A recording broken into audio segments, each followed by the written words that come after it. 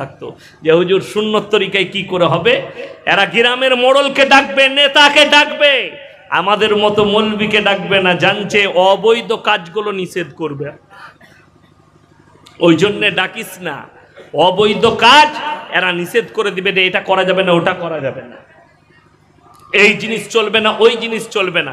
ওই জন্য ওদিকে এখন ডাকবি কোথাও, ওদিকে জলসায় ডাকবি, ওদিকে মরা ঘরে ডাকবি, জানাজা পড়াবে ওরা, ওদের আবার কাজ আছে, বাকি তো সব আমাদের। ওই জন্যই তো এখনো আমাদের দেশে 40-এ খানা চলছে। আর কিছু গুটকাখোর মৌলবি আছে, তারা বলছে 40-এর খানা আবার বন্ধ করে, ওই খেয়ে খেয়েই তো তাদের পেট মোটা হয়েছে। আমাকে বলবেন হুজুর আপনি কি খেয়ে মোটা হয়েছেন, আমার বাপকে কি জিজ্ঞেস করো, আমার মাদ্রাসায় যারা যায় সেই মেহমান দিকে জিজ্ঞেস করো, ইয়াসিন মাদ্রাসায় খানা খাই না। যেদিন থেকে আমার আব্বার মাদ্রাসায় জয়েন করেছি সেই দিন থেকে মাদ্রাসায় এক লুকমা খানা খাই না। আমি বাড়িতে খানা খাই, মাদ্রাসায় ক্লাস করি, মাদ্রাসার খানা খাই। কেন খাই না? এখন তো হুজুর দিকে কি খাওয়াবে কোনো ঠিক নাই। লোকরা বলছে লটারিতে টাকা পড়েছে, বলে হুজুর দাওয়াত করব ছেলেদিকে। কি করবে? বলে বরকত। লটারিতে টাকা পড়েছে, সুদের ওপরে টাকা করেছে, বলে 1 বছরে 5 লাখ টাকা সুদে লাভ হয়েছে, কি করব? বলে তাহলে মাসার ছেলেদিকে দাওয়াত খাই দে, আমাদের আর ইলম হাসিল হবে না, দোয়া কবুল হবে, আমাদেরকে তো ছাড়ছ না। হাওড়ার একটা ছেলে ফোন করে বলছে হুজুর আপনি তো জলসাই যান, যখন খানা খান কি খান? আপনিও তো হারাম খান। আপনাদেরকে বুঝিয়ে দিই, যদি বলেন হুজুররা জলসায় এসে, আচ্ছা এই গ্রামের আমি কেউ কি চিনি যে কে কি ব্যবসা করে? তাড়াতাড়ি বলুন। কেউ কিন্তু চিনি না। আমি যখন চিনি না, আপনারা দাওয়াত দিয়েছেন, আপনারা মুমিন ভাই হিসাবে আপনাদের উচিত আমাকে হালাল মালটাই খাওয়ানো। হারাম যে আমাকে খাওয়াবে হুজুর দিকে, সেটার পাপী তারা হবে জেনে শুনে যারা আমাদেরকে হারাম খাওয়াবে। এটা লিখে নিয়ে যান। আমি পাপী নয়, হুজুররা পাপী নয়, তোমরা পাপী, যে খাওয়াচ্ছে সে পাপী। অত সহজ নয়, খালি মনে করছে হুজুর দিকে ফেরে ফেলাবো। এই চন্ডেই তো আজকে পৃথিবীর এই অবস্থা। হাজার হাজার আলেম জেলের কুঠরিতে, আল্লামা দেলোয়ার হোসেন সাইদির মতো লোককে পয়জন দিয়ে মারা হয়েছে, আপনারা কিছুই জানেন না। তার নাম রাখা হয়েছে রাজাকার। বাংলাদেশের কিছু কুলাঙ্গার গুটকাখোর মৌলবি, তারা নিজেদিকে সুন্নি বলে, আর তারা বলছে তার জন্য দোয়া করা যাবে না, আল্লামা দেলোয়ার হোসেন সাইদির জন্য দোয়া করা যাবে না, তার জন্য তোর মতো কুলাঙ্গার নয়, তোর মতো রাজাকার নয়, তোর মতো ভণ্ড গুটকাখোর মৌলবি নয়, তার জন্য দোয়া করছে গোটা বিশ্বের মুসলিম দেশগুলোতে দোয়া হয়েছে। তোর মতো গুটকাখোর মৌলবির দোয়া তার জন্য প্রয়োজন নেই, আমাদের জন্য প্রয়োজন নেই। বড় কষ্টের বিষয়, দুঃখের বিষয়, এটা হাসিনা সরকারের ভোটের একটা পয়জন। দেলোয়ার হোসেন সাইদিকে মেরে দাও, ভোটে জিততে গেলে ওকে মার্ডার করতে হবে।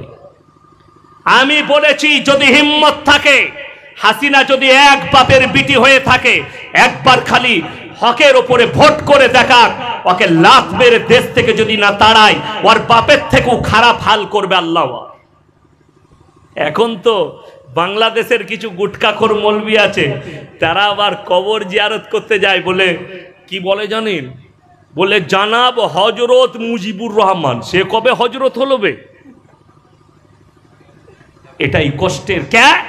গুটকাখোর মৌলবি, যারা নিজেদিকে সুন্নি বলে, এরা দেশের মানুষকে, এরা সুন্নির মৌলবি কটা, এই বাংলাদেশের কটা সুন্নি মৌলবিকে দেখলাম যারা বলছে এর জন্য দোয়া করা যাবে না, সে রাজাকার ছিল। এই মৌলবি কটা 1 নম্বর গুটকাখোর আর রাজাকার। আর এই মৌলবি কটা, এরা হালুয়া রুটি খায়, এরা ফতিহা করে খায়, এরা লোকের ঘরে কোরআন খানি করে দাওয়াত করে খায়, আর এরা হারামের পথে আছে। তার জন্য হক পথ এদের পছন্দ হয় না। এরা কবর পুজো করে খায়, এদের কবর পুজো করে পেট চলে, কবরে সিজদা করে পেট চলে, কবরে চাদর চড়িয়ে পেট চলে, যার কারণে ইয়াসিনের বয়ান তাদের কাছে শোনা যাবে না। মুর্শিদাবাদের এক জোকারকে দেখলাম। কি বলেন? জোকার মানে জানেন? জোকার জাদুখালা দেখায়, জানেন জাদুখালা? কালো বিভিন্ন রকমের পোশাক পরে, এরকম কি রকম আলখেল্লা জামা পড়েছে, আর কিরকম কালারিং টুপি পড়েছে, কাগজ নিয়ে বলছে কার কার জলসা শোনা যাবে না, মৌলবি শওকতের, ইয়াসিনের, অমুকের তমুকের, এদের জলসা শোনা হারাম, এদের জলসা শোনা নাজায়েজ। সালা হারামের ঠিকাটা তো তোকেই দিয়ে দিয়েছে আল্লাহ, সমাজকে গুমরাহ করে দিল। আমরা বলিনি? গোটা পৃথিবীর মিডিয়াকে তাকিয়ে দেখো, বাংলাদেশের যে সমস্ত কুলাঙ্গার যারা বলছেন, আমাকে একটা ছেলে বলেছে তুমি খালিদা জিয়ার কাছ থেকে পয়সা নিয়েছো। আরে হারামখোর, আমি খালিদা জিয়াকে চিনি না, আমি আমার 25,000 জলসা ছুটছে, তার নাম মুখে উচ্চারণ করিনি, আমি তাকে আমি চিনি না, আমি একবারও তার মুখে উচ্চারণ করিনি। এ তো আমি জানলাম যে খালেদা জিয়ার একটা ভোটের বিপক্ষ দল কে আছে জানি না। বাংলাদেশের অবস্থা শ্রীলঙ্কার থেকেও খারাপ হবে, আল্লাহর থেকেও খারাপ করবে, মুজিবরের থেকেও খারাপ অবস্থা হবে তার মেয়ের হাসিনা। আল্লামা দেলোয়ার হোসেন সাইদি শুধু নয়, আল্লামা মামুনুল হক, কাজী ইব্রাহিম, আমির হামজা, বড় বড় উলামায়ে দ্বীনকে জেলের কুঠরিতে ভরে রেখে দিয়েছে। যদি মনে করো একটা আলেমকে মেরে দিয়ে, 10টা আলেমকে মেরে দিয়ে, এদিকে পয়জন দিয়ে আর ইনজেকশন দিয়ে মেরে দিয়ে তুমি যদি মনে করো দেশে রাজত্ব করবে পৃথিবীতে, তোমার থেকে বড় জালিম ফিরাউন ছিল, তোমার থেকে বড় জালিম নমরুদ ছিল। আল্লাহ যাদের রাজত্বকে মিটিয়ে অভিশপ্ত করেছে, হাসিনা তুমি হবে পৃথিবীর একজন অভিশপ্ত নেতা, অভিশপ্ত হবে তুমি, চিরজীবন তুমি অভিশপ্ত থাকবে, আর কিয়ামতের দিন আল্লাহ তোমাকে পাকড়াও করবে। শুধু তাই নয়, দেখে নাও ফেরাউনের রাজত্বকে দেখো, আল্লাহ কিভাবে চুর চুর করেছিল। ফেরাউন চেয়েছিল, সে বলেছিল আলা রাব্বুকুমুল আলা, আমি হচ্ছি পৃথিবীর আলা, আমার ওপরে কেউ নেই। আল্লাহ তাকে এমন মৃত্যু দিয়েছে, গোটা পৃথিবী আজ পর্যন্ত তার নজির রয়ে গেছে।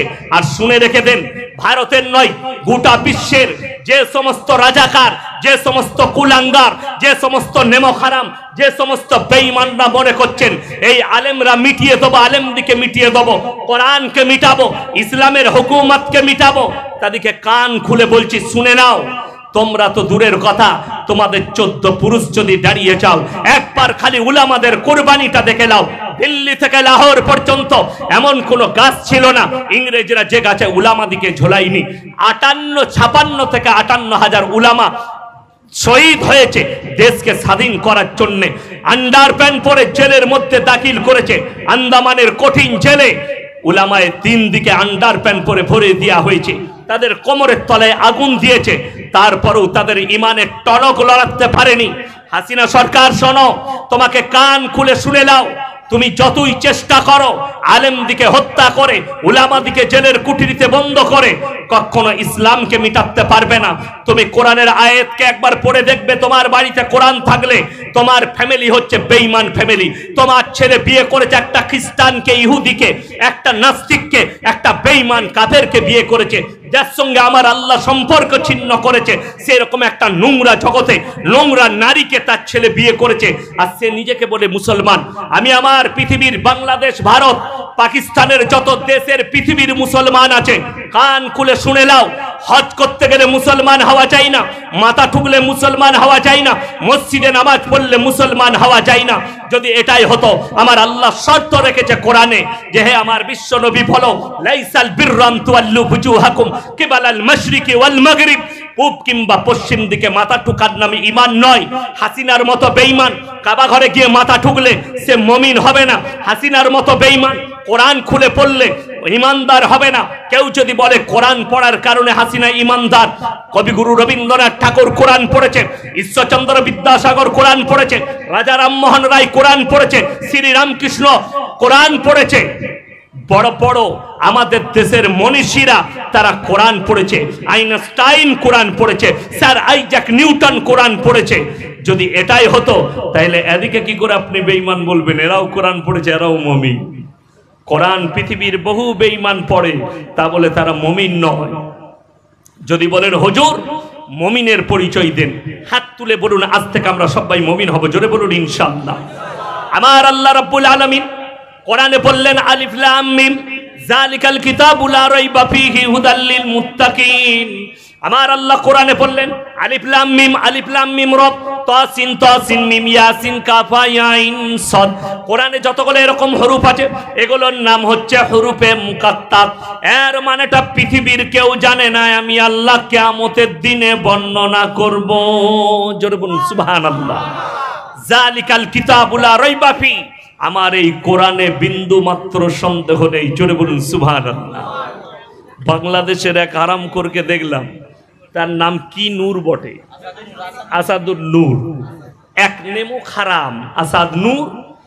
সে কোরআনের বিরুদ্ধে নবীজি সাল্লাল্লাহু আলাইহি সাল্লাম এবং তেনার মেয়ে ফাতেমা, তেনার বিবি খাদিজা, তেনার বিবি ফাতেমা, এই সম্পর্কে এই সমস্ত নবীর বিটি বড় বড় সাহাবীদের বিবিদের জন্য কুরুচিকর মন্তব্য করেছে। বাংলাদেশের মতো মুসলিম রাষ্ট্রে আজকে বলে যাই, যারা বসে আছেন তারা মাসলা শুনেলেন, একটা ইসলামের মাসলা। আমরা যে দেশটাই বাস করছি এটা হচ্ছে সেকুলার দেশ। কি দেশ বললাম? সেকুলার দেশ। হিন্দুস্তানের মাটি, আমরা হিন্দু মুসলিম সব জাতি এই ভারতে বাস করে এবং সবাই নিজের নিজের ধর্ম পালন করতে পায়। জোরে বলুন সুবহানাল্লাহ। ওই জন্য আমরা ভারতের সংবিধানকে মেনে চলবো। জোরে বলুন ইনশাআল্লাহ। ভারতের আইনকে মেনে চলবো। ওই জন্যে সব সময় জেনে রেখে দিবেন, বাংলাদেশের মাসলা আলাদা, পাকিস্তানের মাসলা আলাদা, আরবের মাসলা আলাদা, আর ভারতের মাসলা আলাদা। ভারতে যদি কেউ একটা আপনাদের মধ্যে বড় লোক হয় আর 4 চাকা কিনতে যায়, ট্যাক্স লাগবে না? লাগবে না? কথা বলে। যদি ক্যাশে গাড়ি কিনেন 15 লাখ টাকার, আপনাকে উৎস দেখাতে হবে 15 লাখ টাকা পেলি কি করে ইনকাম করলি। কেন? চোরে চোর ধরে। বুঝতে পেরেছেন না? পারেন? চোরের উপরে বাটপড়ি জানেন কাকে বলে? চোরের উপরে বাটপড়ি মানে আপনি চুরি করে আনলেন, আপনাকে ধরলো, বে কোথা থেকে চুরি করলি, স্যার মালটা রাখ, ঘর যা, পরে দেখা করবি। ও মাল নিজে নিয়ে নিল, এটার নাম বাটপড়ি। তো আমাদের দেশে চোরের উপরে বাটপড়ি হয়। ওই জন্য যে দেশে বাস করছি এই দেশের আইন অনুযায়ী আমাদের ভারতে ইসলামী ব্যাংক নেই। আছে আপনাদের এখানে মেদিনীপুরে? কথা বলেন, আছে? অর্থাৎ ইসলামী ব্যাংক না থাকার কারণে আপনার যদি গাড়ির প্রয়োজন পড়ে, ব্যবসার প্রয়োজন পড়ে, আপনি ক্যাশে করতে পাবেন না, আপনাকে লোনেই নিতে হবে। ঠিক কিনা? কথা বলে জায়েজ আছে, কোনো অসুবিধা নেই। যে দেশে বাস করছি, যে দেশে ইসলামী হুকুমত থাকবে, আমি বলে দিচ্ছি শোনো, বাংলাদেশের কুলাঙ্গার আর গুটকাখোর মৌলবীদিকে বলছি, ওই সুন্নি গুটকাখোর মৌলবীরা কান খুলে শোনো। তোমরা যারা দেলওয়ার হোসেন সাঈদীর বিরোধিতা করছো তারা শুনে নাও, যেটা মুসলিম রাষ্ট্র হবে সেই দেশে যদি ইসলামের আইন না থাকে, সেই দেশের মন্ত্রী থেকে যতগুলো নাগরিক থাকবে যদি ইসলামের আইন না মেনে চলে, তাদের সকলকে কিয়ামতের দিনে জাহান্নামের উত্তর অধিকারী হতে হবে।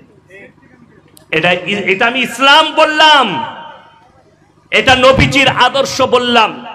আরবের ভূমিতে, মক্কা মদিনার ভূমিতে, কুয়েত, কাতার, ইয়ামান, ইরানের মাটিতে তারা যদি ইসলামী রাষ্ট্র, ইসলামী কোরআন হাদিসের আইন যদি মেনে না চলে, তাদের রাজা বাদশাদিকে জাহান্নামে যেতে হবে। আমি মৌলভী শওকতের বেটা বললাম, এটা হচ্ছে ইসলাম। কিন্তু আমরা যে দেশে বাস করছি আমাদের জন্য যেমন ফটো তোলা হারাম না হারাম নয়? কথা বলে। আধার কার্ডে ফটো নাইলে আধার কার্ড হবে? ভোটার কার্ডে ফটো নাইলে ভোটার কার্ড হবে? হবে না। এই ক্ষেত্রে আমাদের মুফতিরা, আমাদের উলামারা ফতোয়া দিচ্ছে জায়েজ আছে। কেন? আমরা এই দেশে বাস করছি, দেশের আইন, আপনার পরিচয় পত্র করতে গেলে ফটো তুলতে হবে। আমাদের মেয়েরা বেপর্দা হতে পাবে? কথা বলে। আমি ইয়াসিন বলে যাচ্ছি, ওই কুলাঙ্গার গুটকাখোর সুন্নি মৌলবীগুলো শোনো, বাংলাদেশে আমার বউকু আধার কার্ড বানাতে যেতে হয়েছে না হয়নি? বোরকা পড়ে গেছে, হাত মোজা পড়ে গেছে, গাড়িতে চেপে গেছে, গেটে নেমেছে, কিন্তু যখন অফিসারের সামনে বসেছে তখন বলেছে মা মুখটা খুলো। কত কষ্ট হয়েছে, আমার বুকে ব্যথা লেগেছে না লাগেনি? কেন? এই দেশে বাস করছি, ঘৃণা লেগেছে, কষ্ট হয়েছে, ব্যথা লেগেছে, কিছু করার নেই। আমার বিবিও নাগরিক আমার দেশের, তাকে ফটো তুলতে হবে, কিছু করার নেই। আমার মেয়েকেও ফটো তুলতে হয়েছে। অর্থাৎ বিবি আমার পর্দায়, বাধ্যতামূলক আমার বিবিকে বেপর্দা করে একটা পর পুরুষের সামনে মুখটা খুলে বসতে হলো। কি বুঝলেন? ওই জন্য মুসলমান ভাই দিকে বলি, আমরা ইসলামী, এটা ইসলামী রাষ্ট্র নয়, এটা আমরা হিন্দুস্তানে বাস করছি, সেকুলার দেশ একে বলা হয়। সবাই নিজের নিজের ধর্ম পালন করতে পাবে নিজের স্বেচ্ছায়।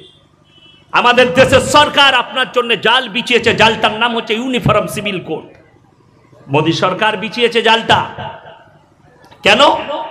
মুসলমানদের এক দেশ এক কানুন হোগা, তোমার বিয়ে আর থাকবে না, যে যার বউকে নিয়ে পারবি সু, এটা হবে কানুন। আপনারা রাগ করছেন, আমি বাস্তব কথা বলছি। কিন্তু আপনাদেরকে আজকে ওয়াদা করতে হবে, আল্লাহর ওয়াস্তে আমরা দেশের সব আইন কানুন মেনে নেব, কিন্তু যদি ইসলামের বিরুদ্ধে আইন হয়, আল্লাহর কসম মুন্ডুচ্ছেদ হয়ে গেল আমরা মেনব না। জোরে বলুন ইনশাআল্লাহ। এটা আমরা মেনে নেব না, যে এক দেশ এক কানুন। বড় কষ্ট লাগে কোথায় জানেন? পার্লামেন্টে আমাদের দেশের প্রধানমন্ত্রী জি দাঁড়িয়ে বললেন, हमारे देश के मुसलमान बेटियों के साथ बड़ा जुल्म होता है, बड़ा ज्यादती होती है। क्या? एक एक मुसलमान 4-4 शादियां कर लेते। हुजूर कटा बউ আপনি? একটা। বাবাজি আপনার কটা? একটা। আমারও একটাই। 4টা কার আছে হাত তুলেন? একজনারও নাই। একটা নিয়ে ঝামেলা শেষ নেই, আবার 4টা, তাই না? একটাতেই ঝামেলা শেষ নেই, 4টা নিয়ে ঝামেলা আরো বাড়াবো? বড় কষ্ট লাগে। কোরআনে 4টা জায়েজ করার দেওয়া হয়েছে, কিন্তু কিন্তু শব্দ রাখা আছে। যদি তোমার মনে হয় দুটো বিবিকে সমান চোখে দেখতে পারবো না, তোমার জন্য একটাই বিবি যথেষ্ট। জোরে বলুন সুবহানাল্লাহ। 4টা বউ আমরা একসাথে রাখিনি, প্রয়োজন মোতাবিক। প্রয়োজন মোতাবিক। স্ত্রী যদি বন্দা হয়, স্ত্রীর যদি বাচ্চা না হয়, দ্বিতীয় স্ত্রী গ্রহণ করে তুমি তোমার বংশ পরম্পরা জারি রাখো, বংশকে বাড়াও। যদি তোমার স্ত্রী অসুস্থ হয়, ডাক্তারে বলে দেয় স্ত্রীর সঙ্গে মিলামিশা করতে পাবে না, তোমার যৌবনটাকে হারাম জায়গায় খরচ না করে তুমি একটা বিধবা হোক, যে কোনো নারীকে তুমি বিবাহ করে হালাল স্বীকৃতি দিয়ে বিবি করে তুমি হালাল ভাবে মিলামিশা করো। জোরে বলুন না সুবহানাল্লাহ। কষ্ট এটাই লাগলো, बोले मुसलमान अपने बीवी को तलाक दे देते और बड़ा जुल्म करते हैं।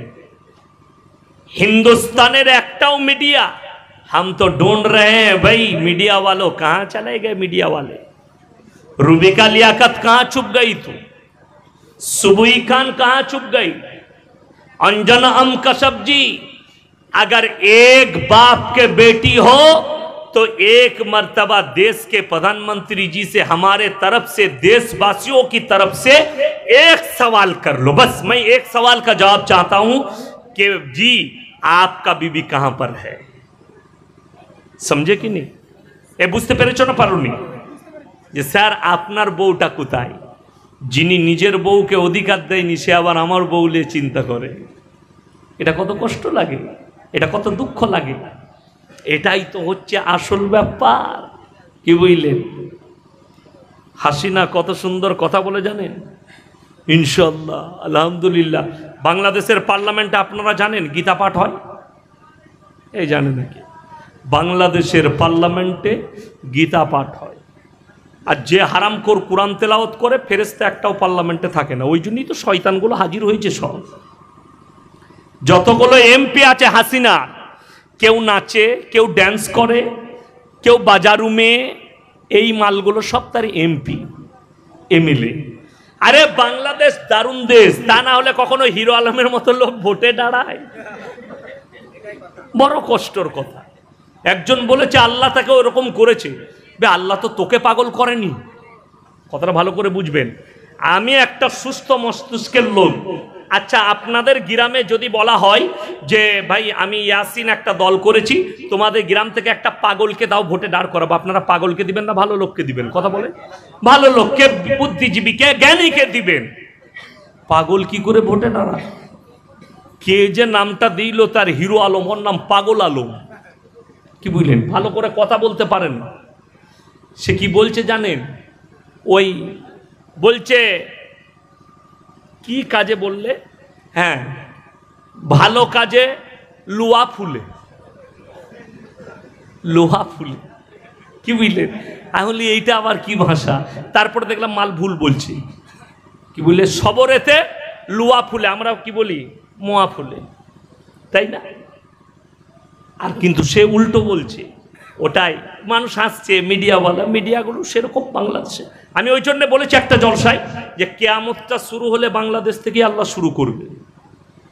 সব দলের মাল ওইখানে আছে, সব রকম দলের। একজন দেখছি বলছে আমার জান আমার আজরাইল কবজ করবে না, আমার জান বাগদাদ বাবা করবে। কে কে? বড় পীর আব্দুল কাদের জিলানী রহমতুল্লাহ আলাইহি বলে উনি আমার জান কবজ করবে। যদিও আসে তোর মতো গাঁজা করে জান তো সে কবজ করবে। এর থেকে বড় বেঈমানি আর কুফরি আর কিছু হতে পারে না। আল্লাহ নিযুক্ত করেছেন একমাত্র ফেরেশতা আজরাইলকে, জান কবজের ফেরেশতা আলাদা আছে, ঠিক কিনা কথা বলেন? আল্লাহ নিযুক্ত করেছে। তার বাইরে যদি আপনি আকীদা রাখেন যে আপনার জান কোন রসুল কবজ করবে, কোন পয়গম্বর করবে, কোন ওলি করবে, সে কাফের হয়ে যাবে, তার ঈমান চলে যাবে, সে বেঈমান হয়ে যাবে। যেহেতু সরাসরি কোরআনকে অস্বীকার করা, আল্লাহকে অস্বীকার করা, আল্লাহর বাণীকে অস্বীকার করা, এই মালু বাংলাদেশে আছে, তা নয়। আর বাংলাদেশে আমাদের দেশের শিয়া আর যারা নিজেদিকে সুন্নি বলছে এদের মধ্যে কোনো পার্থক্য নাই, কোনো পার্থক্য নাই। কাল থেকে গালি শুনতে পাবেন, বড় কষ্টের বিষয়। আমার মুসলমান ভাই, আপনাদেরকে অনুরোধ করছি, হাত তুলে বলুন আজ থেকে 5 ওয়াক্তের নামাজি হব, জোরে বলুন ইনশাআল্লাহ। এ আমার যুবক ভাইরা সবাই হবেন, কান খুলে শুনেলেন। আপনাদেরকে বলে যায়, নামাজ যে ছেলেরা পাপ করো তারা শুনো, যারা পাপ করো, যারা পাপ করে তারা শুনেলেন, যাদের দ্বারা গুনাহ হয় তারা শুনেলেন। যদি বলেন এটা থেকে বাঁচবো কি করে, সর্বপ্রথম সলিউশন হচ্ছে গুনাহ থেকে বাঁচার। যুবকরা শুনেলেন, যুবতীরা শুনে নাও, ইন্নাস সালাতা তানহা আনিল ফাহশাই ওয়াল মুনকার। নিশ্চয়ই নামাজ এমন একটা ইবাদত মানুষকে খারাপ কাজ থেকে সরিয়ে ভালো কাজের দিকে নিয়ে যায়, জোরে বলুন সুবহানাল্লাহ। এটা হচ্ছে একটা বাঁচার বড় রাস্তা, বড় উপায়। দ্বিতীয় নম্বর, যুবক যুবতীদিকে বলছি, রাতের বেলায় যদি পাপ থেকে বাঁচতে চাও, তোমার মোবাইলটাকে তোমার কাছ থেকে হারাম করে দাও, মোবাইলকে হারাম করো। যদি জিনা থেকে বাঁচতে চাও, পাপ থেকে বাঁচতে চাও, চোখের জিনা থেকে বাঁচতে চাও, নিজের শরীরের যৌবন রাখতে চাও, নারী পুরুষ উভয়ে তোমরা রাতের বেলায় মোবাইলকে হারাম করে দাও। বিবাহিতরা লয়, অবিবাহিতরা, বিবাহিতর জন্য কোনো ব্যাপার নাই, স্ত্রী থাকে স্ত্রীর সঙ্গে সময় কাটাবে। অবিবাহিতরা হাজার হাজার যুবক, কি বুঝলেন? সেদিনে একটা ছেলে ফোন করে বলছে, হুজুর বিয়ে করেছি নতুন, তো যৌবনটা ভালো করে নেই, ওষুধ কিছু আছে? আমি কি তাকে ওষুধ দেবো? যাই হোক, গাছগাছারা ওষুধ বলে দিয়েছি, খাগা। আমি বললাম ভাই বহুত পাপ করেছো বলে, হুজুর করে ফেলেছি বিয়ের আগে। আমি বললাম এখন পস্তা করবি আর কি, এটাই তো ঝামেলা। ওই জন্য আমি জলসাই বলেছি যে নবী, প্রত্যেকটা নবীর সুন্নত হচ্ছে উপযুক্ত বয়সে বিবাহ করে নাও। এখন বাপদের একটা দোষ আছে, বাম্মাদের, কি বলুন তো, আমার ছেলে নিজের পায়ে দাঁড়াক তারপরে বিয়ে দেবো। এর থেকে বড় পাপের কথা আর কিছু নাই। ওই ছেলের বিয়ে দিয়ে কি করবো রে, আমার ছেলে কি খাওয়াবে? খেলানেওয়ালা জাতকে কথা বলেন আল্লাহ। তুমি 5 লাখ ইনকাম করেছো, তোমার প্লেটে আল্লাহর কসম খানা লেগে যাবে, তোমার বিবি দস্তারখানে খানা লাগিয়ে দেবে। তোমার যদি মৃত্যু লেখা থাকে, তুমি 1 লুকমা খানা মুখে তুলতে পারবে না, ঠিক কিনা কথা বলেন? তাহলে তোমার বিশ্বাস কার প্রতি আছে? আল্লাহর ওপরে বিশ্বাস নিয়ে এসো, আল্লাহর ওপরে কনফিডেন্সের সঙ্গে বিশ্বাস আনো যে আমাকে মৃত্যুবরণ করতে হবে, আর রুজির মালিক একমাত্র হচ্ছেন আল্লাহ। ছেলে, আমার ছেলের যদি বিয়ে দিই, তার বিবি যদি আসে, অনেক জনের বিশ্বাস হবে কিনা জানি না। আমি যখন প্রথম আমি লখনৌ থেকে যখন কিরাত পড়ে এলাম, আমার বিয়ে হল।